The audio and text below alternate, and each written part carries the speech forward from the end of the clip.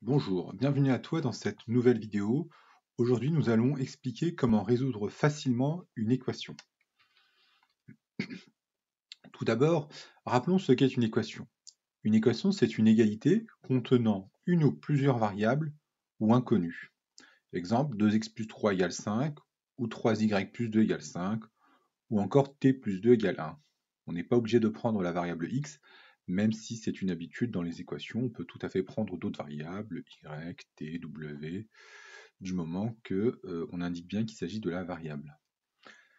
Donc résoudre une équation, c'est chercher les valeurs de cette variable ou de l'inconnu pour lesquelles l'égalité est vraie. En conclusion, une équation peut donc avoir une solution, plusieurs solutions ou aucune solution. Voyons un exemple de résolution d'équation. Soit l'équation donc 2x plus 1 égale 5. On va chercher donc les valeurs de x telles que l'égalité soit vérifiée. Alors sur cette équation, on peut se poser la question, qu'est-ce que multiplié par 2, ajouter 1 fera 5. Donc on voit assez facilement, on peut deviner qu'en faisant 2 fois 2, ça fait 4, plus 1, ça nous fait 5. Donc là, on peut dire que la solution est assez intuitive, on peut la deviner. Et la solution donc de l'équation est bien 2. X vaut 2 pour l'équation 2x plus 1 égale 5. Maintenant, si on a l'équation 4x plus 8 égale 28, tout de suite, on voit qu'il est beaucoup plus difficile de deviner la solution de l'équation. On peut y arriver, mais ça va être très long, il faudra tester plusieurs valeurs. On va donc procéder à des opérations mathématiques en respectant toujours l'égalité.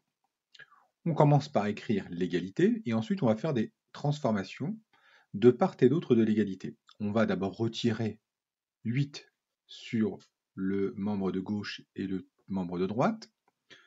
On a choisi 8 parce que l'idée c'est de retirer plus 8 qui est ici, donc on va faire l'opération inverse, moins 8.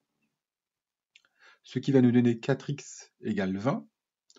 Ensuite, l'idée dans une équation, c'est d'isoler l'inconnu, de trouver la valeur de x. Donc on voit bien qu'il va falloir diviser par 4.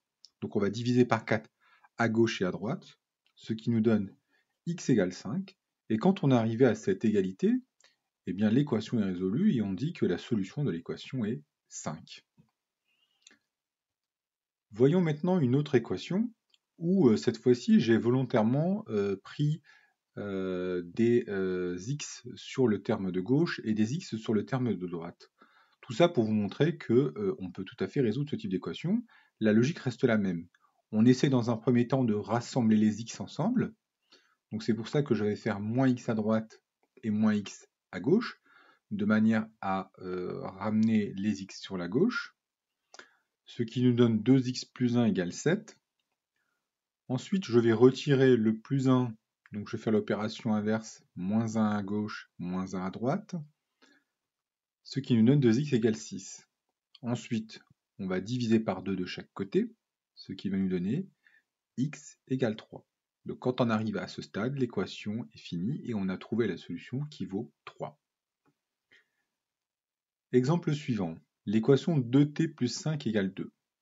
Dans ce cas-là, on voit que l'équation n'est plus sous la forme x plus quelque chose, mais elle est sous la forme t plus quelque chose. Ça ne change rien, donc on pourrait tout à fait la réécrire en écrivant x à la place de t. Mais bon, quand l'équation est posée avec t, il vaut mieux résoudre l'équation telle qu'elle est posée. 2t plus 5 égale 2, on retire 5 à gauche et à droite, on obtient 2t égale moins 3. Faites attention quand on retire des valeurs supérieures et qu'on arrive dans les négatifs, eh bien ça donne des nombres négatifs. Ensuite, on divise par 2 de part et d'autre, ce qui nous donne t égale moins 3 demi. Donc la solution de l'équation est bien moins 3 demi. Voilà, ce sera tout pour cette vidéo. Merci de votre soutien. N'hésitez pas à vous abonner, à liker. À bientôt, au revoir.